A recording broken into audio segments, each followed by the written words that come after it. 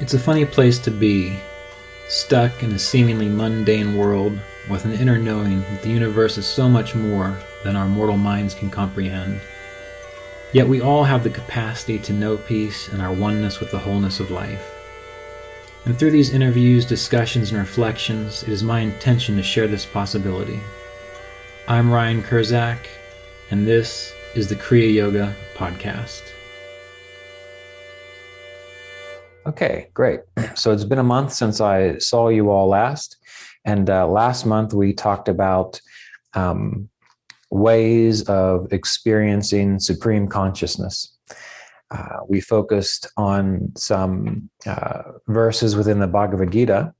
And so this month we're going to focus on the Yoga Sutras. When Yogananda was getting ready to leave for the West, Sri Yukteswar had told him to teach Kriya Yoga from the Yoga Sutras, to essentially base his teaching on what was held within the Yoga Sutras. And that was ideal because in the Yoga Sutras, we essentially have a text that tells us how meditation works, how the awakening process works. And if we can study that text and we can really glean some insights from it, it's going to give you the ability to experience what all these spiritual teachers, what all these great yogis that you look up to, you're going to be able to experience what they experience. And we have to remember as well that the Bhagavad Gita is a blueprint for the experience of your spiritual growth, meaning it sort of outlines what to expect as you proceed through the process. Whereas I see the Yoga Sutras of Patanjali as being a text that tells you how it's done. So studying both of these is ideal. Now, the sutras that I wanted to focus on today, I began by looking at chapter 1, and I'm reading from my book, Kriya Yoga, Continuing the Lineage of Enlightenment, because there's a commentary on the Yoga Sutras in here. Chapter 1, verse 38. This particular sutra always fascinated me. And it simply reads, also, the field of consciousness is clarified by knowledge of dreams or sleep.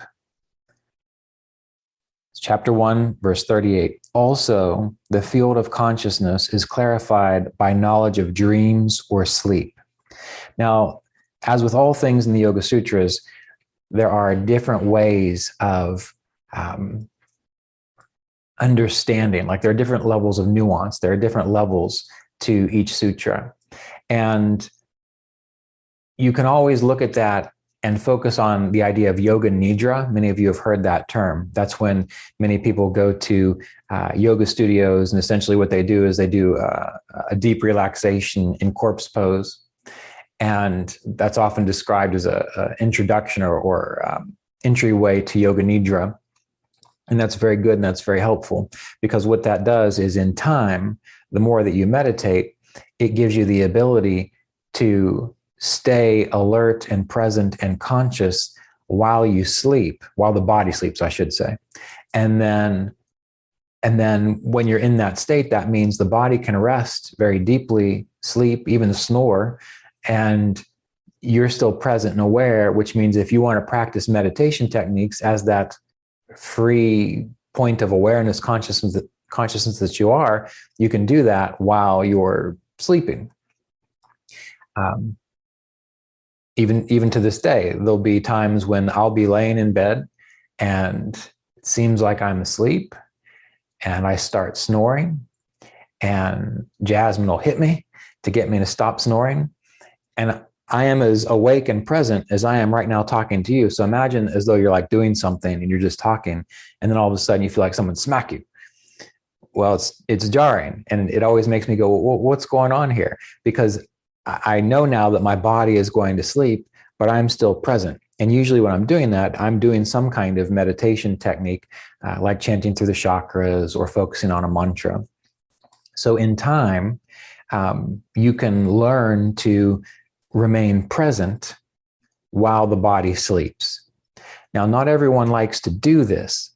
because many people find sleep to be an escape. They've had their rough day, they're tired, they're exhausted. The last thing they want to do is to continue to be present. And sleep is a great way for them to kind of check out for a little bit. So the more you manage the stress in your life, the more enjoyable that becomes, because you don't feel like you need to escape from anything. So anyway, that's one level, one nuance of the experience of knowledge of dreams and sleep. It's a very good one. But there's another level to that sutra that we have to consider for our regular meditation practice, meaning when we're sitting upright, we're actually in a formal meditation practice. And I'll read it to you one more time, and then we'll dig into it a little bit. So the sutra reads, also, the field of consciousness is clarified by knowledge of dreams or sleep. Also, the field of consciousness is clarified by knowledge of dreams or sleep. And if we go back to Sutra 10, it's described that sleep is a fluctuation in the field of consciousness when there is a thought or impulse towards non-wakefulness. Now, that's really important to remember. Sleep is a fluctuation in the field of consciousness when there is a thought or impulse towards non-wakefulness. Again, we often think about that as, I'm just so tired, I need to let my body rest, and that's good for you. But the impulse towards non-wakefulness, that's not, I just need a nap because I'm tired. That's going back to that idea of the world has been too stressful and I need to check out. That's when sleep becomes a distraction, because it's something that you seek to kind of zone out of life. And what we're aiming to do with our yoga practice is to not zone out of life, but to be pristinely engaged in every moment of life. And so that's why there's a focus on sleep in the Yoga Sutras of Patanjali to overcome sleep.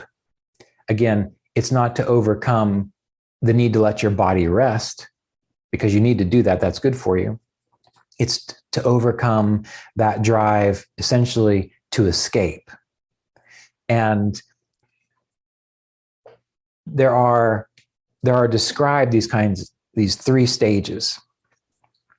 The three stages are Jagrat, which means awake, wide awake. Jagrat.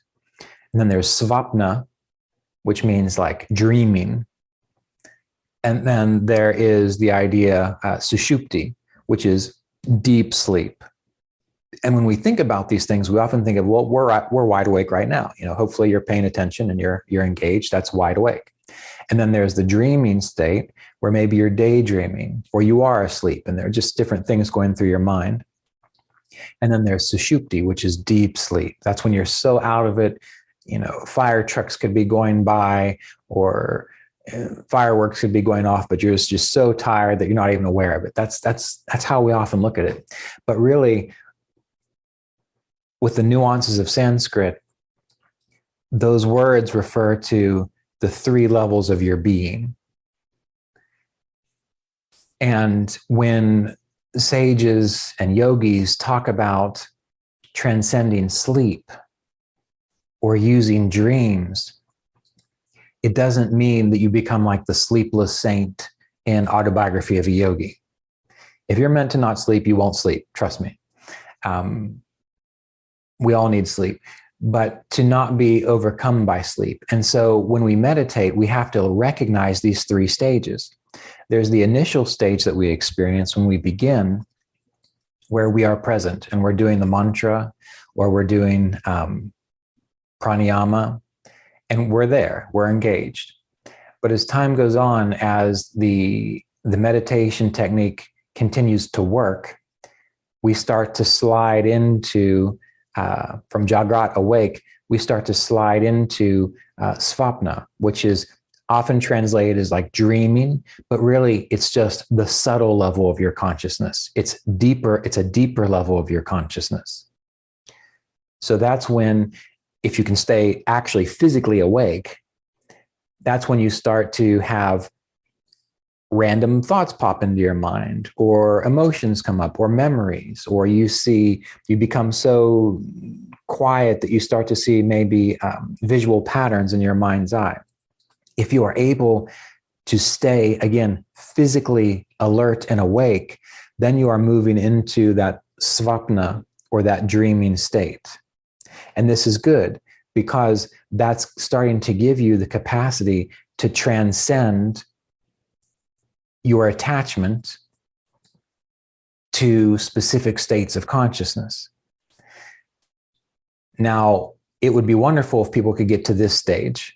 And again, what is the key? The key is to be able to do your technique and to remain awake, physically awake, and let your awareness settle down into that state that you normally only experience when you're just getting ready to go deep into sleep, or when you're just starting to hit that dream stage, when you're actually physically asleep. So what we're trying to do is to train ourselves to access these deeper states of consciousness while we are actually physically awake. This is how we transcend sleep. This is how we transcend that impulse towards non-wakefulness. And then when you get really good at it, you can even slip beyond the subtle level into the Sushupti state, or the deep sleep state. And that's when you are present. So right now, just be aware of how you are present, meaning you are aware of my talking, you are aware of looking at the screen, you are aware of the light in the room around you, you are aware of the feeling of your body. There is something, the real you, which is aware of all of that. It's the same thing that was aware of when you were eating dinner last night. It's the same presence that was aware when you took a walk 6 months ago. So there is an aspect of yourself which is always there, always present, just like it is right now. It's just right now you are aware of all this stuff. Well, imagine if all that stuff could just go away and all that was left was just the fact that you knew you were present. It's just a pure awareness. Mr. Davis would call it pure consciousness, pure awareness. And the whole purpose of the Yoga Sutras, the whole purpose of Kriya Yoga, is to give you that direct experience of existence being without defining yourself through the fact that my body feels this way. My name is Andreas, or my name is Bill, or I've got this to do later. What if you could actually be awake and the only thing you were conscious of was just pure being? That's like experiencing the Sushupti state. And that's why when yogis talk about living as though you are in deep sleep, they don't mean walking around like you're a zombie and you know, someone bumps into you and you don't even notice it. You just keep walking around like nothing matters. It means that you are experiencing life from that deeper level of pure consciousness, that deeper level of pure being. And that's where we start to experience real freedom. That's why it's important to understand this, because so many of us, and most of you that I see here, I know many of you, and I know that you are sincere on your path, and you're not attached to a lot of the junk that goes on in life. But we are aiming to go so deep to experience that pure consciousness that whatever rises and falls, we don't have to ignore it, but we can respond to it appropriately, but it's never going to shake us from that deep sense of being. That's what we're going for. And that's why, you know, this particular section of the Yoga Sutras is so important. And this is also why, from a very practical level, and now we're going to get practical. So those of you who just like me talking about mystical stuff, it's okay for you to tune out now, I guess. That's why it's important for you to be able to manage your energy levels, to be able to get enough sleep, to get enough rest, to be rested enough so that when you sit to meditate, you don't just default into And then the alarm goes off and you think, oh, that was a great meditation. You need to be as upright as you are right now when you are meditating. And how do you do that? Getting enough rest. Observing the foods that you eat, the activities that you do that waste your energy or that cause you to be dull, tired. And I can give you some ideas, and those are in a lot of my books, but you have to figure out for yourself, when I eat a certain food, am I able to be as upright and engage in meditation as I want to be? And then you need to ask yourself, how do I work that food into my life so that it doesn't interfere with my meditation? When it comes to what you do with your body and your time, if you are exhausted and running and doing this and doing that, and then when it comes time to sit and meditate, you just kind of want to take a nap. Well, that's getting in the way of actually doing what yoga is supposed to do. Now, I do this all the time, and I know you understand this. There are situations in life when you can't help it. When something is going on that you have to attend to, that's kind of an acute emergency situation, or maybe someone has a long-term illness or these types of things. There are things in life that you can't help it. And so I'm not trying to encourage you to shame yourself or feel bad about situations like that. What I'm talking about and to are the things that you actually can help, and there are plenty of them. So when you think about your practice, don't just think about the techniques. Really wonder about, are you living a life which is supportive of you, of having the energy and the ability to stay awake and present while you start to go into these deeper states of consciousness. And this is what Kriya Yoga is meant to do. So there's that level of it. There's another level of it that comes to the actual practice. Let's say you've got that covered. Let's say you're eating well, you're sleeping well, you're exercising well, so you've got plenty of energy, you feel strong in your body, you're not overly extended in all these different ways. So you've got an ideal situation to where now you can sit down, you know that you're not going to fall asleep. Well, now we have to consider the process itself. And sometimes we talk about this, but not often. The process itself is one of moving from the obvious experience of meditation to the subtler and to the subtler states of meditation. How do you do that? We'll give some examples. First example, let's think about using a mantra. Let's say we use the mantra, Om Shri Ganeshaya Namaha. Om Shri Ganeshaya Namaha. Well, if we use that mantra, we can simply repeat the mantra so that we hear it in our mind. And that is one way of focusing on the obvious aspect of the experience. That's where you just simply do your best to focus on Om Shri Ganeshaya Namaha, and you sink your awareness in it.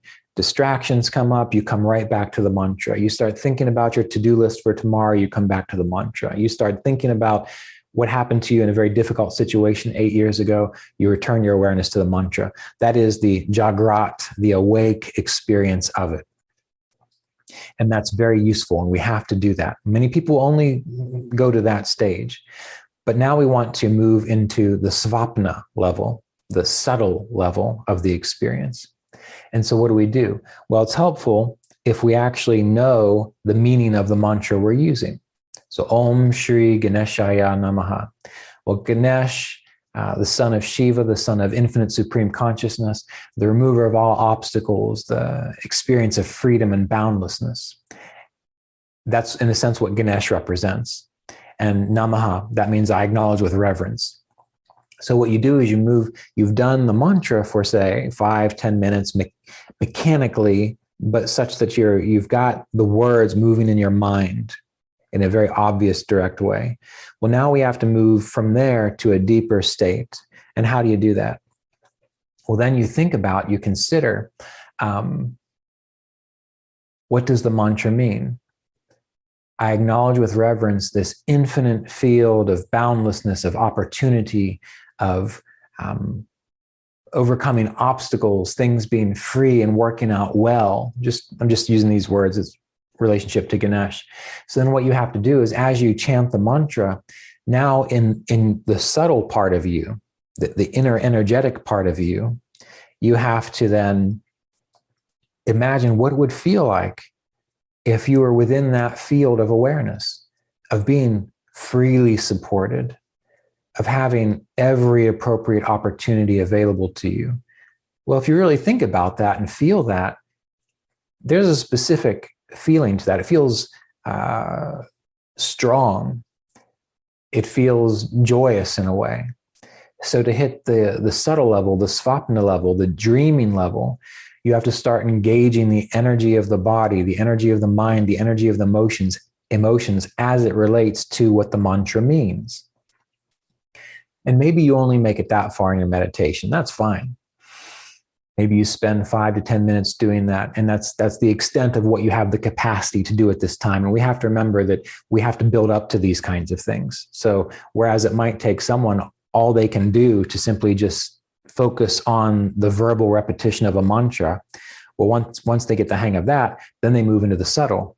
And it might mean once you move into the subtle, you only have the energy or the brain power to focus on that kind of feeling, that experience for 2 or 3 minutes before it becomes too much. You don't quite have the energetic muscle for it yet. But in time, that increases. And then, say, once you become comfortable with this sense of focusing on the meaning, the feeling, the energy, and when I say the energy, I mean the feeling of it, the actual feeling of it. So those of you who are dead inside and have difficulty feeling anything, you might have to work on this a little bit. You have to work on the feeling. And then once you become comfortable with the feeling, then you can let the mantra go and do your best.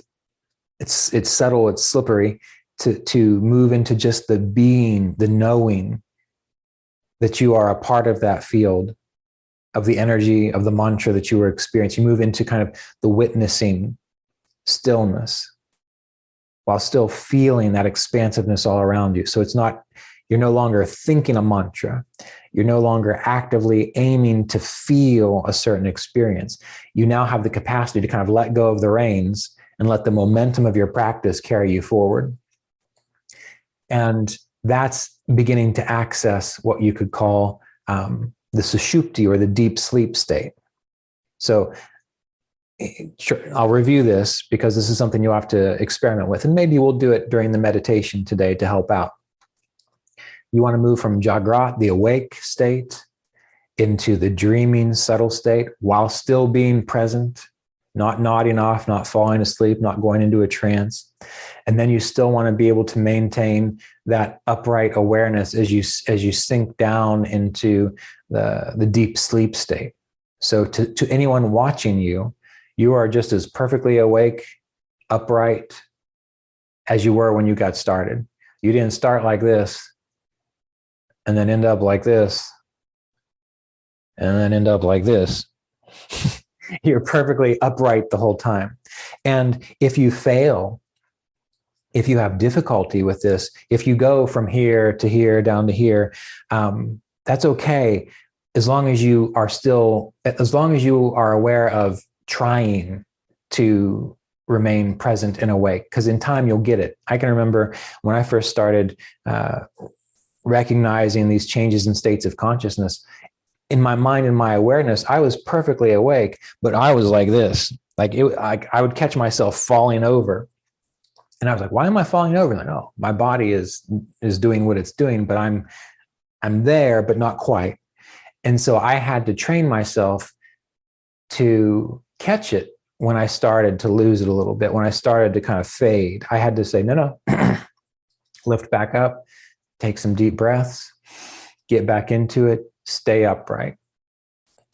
And it was through that trial and error process that I learned to access those kind of 3 states of consciousness while remaining upright and engaged and present. And the reason it's so important Many people can say, well, even if I'm like this, halfway fallen over, as long as I'm still present and in that kind of deeper level of consciousness, isn't that okay? Well, it's better than nothing, sure. But the reason we want to be able to remain upright while it's happening is because that will enable us to actually maintain that deep state of awareness and consciousness while we are going about life, actually engaged in life. So that's why people always, well, can I lie down when I meditate? Can I, recline when I meditate? Well, if you've got back problems or other health injuries, well, sure, you can do all those things. But if you don't, there's a reason the yogis say, sit upright, keep your spine, neck, and head erect. And that's the reason, so that you can learn to carry those deeper states of consciousness with you while you are actually upright and engaged in life in general, no matter what you're doing. Okay, so now that we have a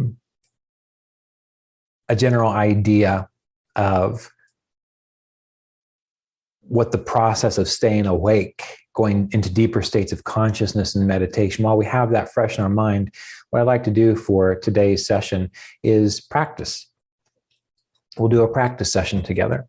And if this is new to you, don't worry about it. Just do your best. But just pay attention to kind of what is happening, to how it's laid out. And then you can begin to experiment with this in your own meditation. And if you do, you're going to find that your meditation goes from a very wonderful time to be relaxed and refreshed and renewed to a time where now it's as though your spiritual engine's been turned on, and you go from just trying to relax to really participating in a process which is enjoyable and engaging and pulls you deeper into it. And that's what I want to see. That's my goal, teaching meditation and Kriya Yoga to you, to see you learn to access and experience what Kriya Yoga is all about. This episode of the Kriya Yoga podcast was made possible by donations from Kriya Yoga Apprenticeship students and supporters of our Patreon community at www.patreon.com/Kriya Yoga.